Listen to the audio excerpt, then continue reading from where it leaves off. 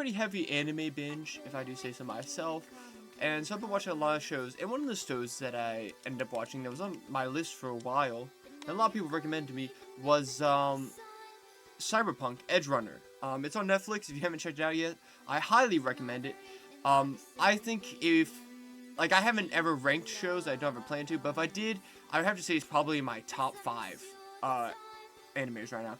But, of course, without further ado, before I talk about the ending and why I love it so much, there will be spoilers, because it's kind of hard to talk about the show and the ending I love without, you know, spoiling it.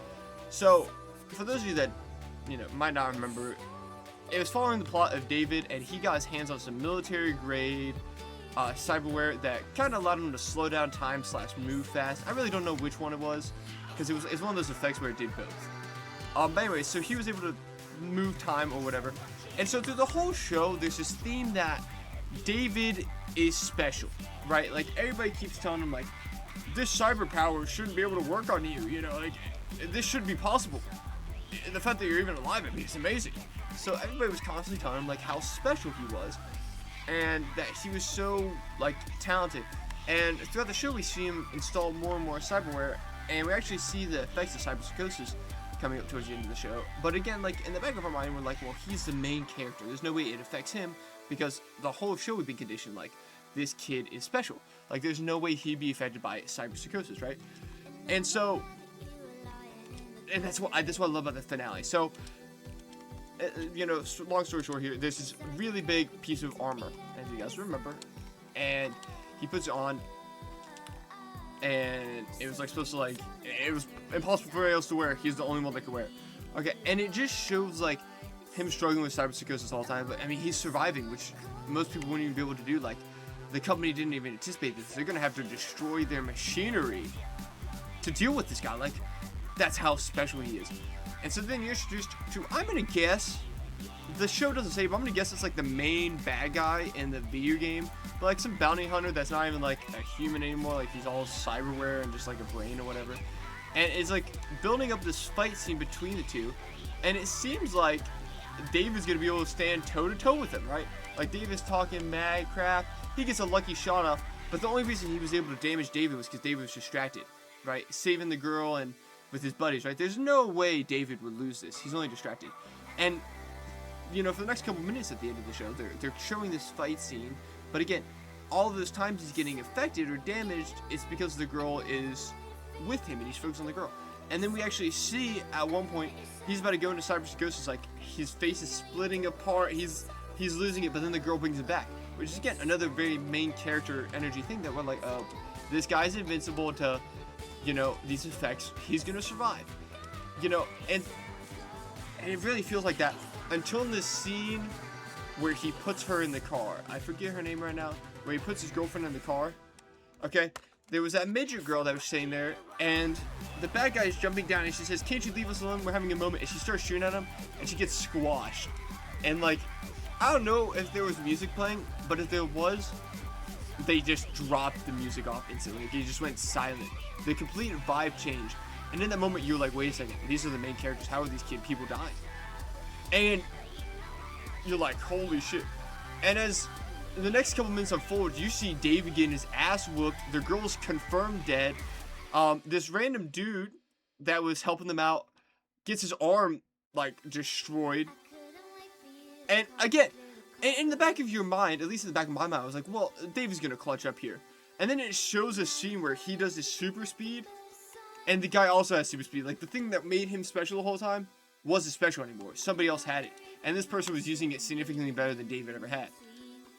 And it slowly showed a main character that wasn't the main character. Like, it showed, in my opinion, one of the first times I've watched it in a while, a main character that wasn't invincible, right? Because I feel like with a lot of TV shows, like Naruto and things like that, and currently I'm watching Hajime no Ippo, and I'm only about like 40 episodes in, but like all of these shows that I'm referencing, through the power of like friendship and being a main character and plot armor, they're able to win all of their fights. Like Naruto, like a lot of people like to crack jokes that he has a talk no jutsu because he's able to win pretty much every fight through talking to the bad guy and convincing them.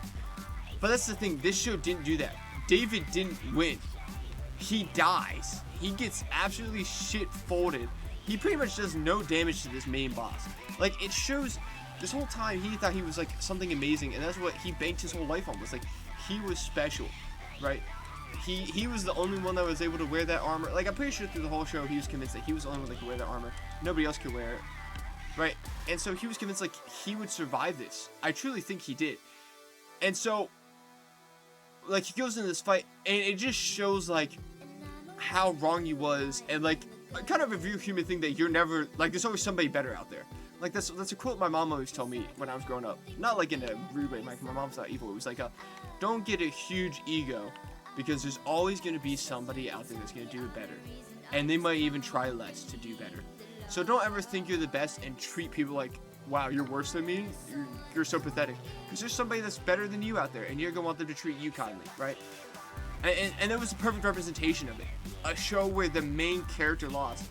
Pretty much all of the main characters lost. All the characters we were introduced to pretty much died. The girl that looked kind of like Viper, she got murked. The main character died of cyberpsychosis. His girlfriend got shot. That random midget girl and her brother both got murked. Like, it was one of those things where it's pretty much everybody died. You know, it's not like there was many happy endings. The one girl got a happy ending, but that's because her happy ending is just going to the moon by herself, right? And it was very fulfilling to me, because it was realistic, you know. And I feel like, I know it's a TV show, it shouldn't be realistic if you guys don't like it, but I like that aspect of it, where it was just David got rocked. Like, there's no magic power up where he suddenly gains a new ability. He was just outclassed, because this guy was in a league of his own. And David wasn't. David was special, but he wasn't like specially trained. He was getting by because he was special in a low-life community. Like, I'm not saying that these people were scum or anything, but they weren't at the level of this guy. This guy was professionally trained military. These are just street thugs. You're gonna be great against street thugs, but you're not the best, you know? And it was amazing. I remember I sat there for a minute, I was like, holy peak. The main character lost. Because I feel like that never happens. Like, that was such a banger scene for me. Like, I was like, W. But that's just my hot take. Thank you guys for watching. I'll see you on the next one. Peace out.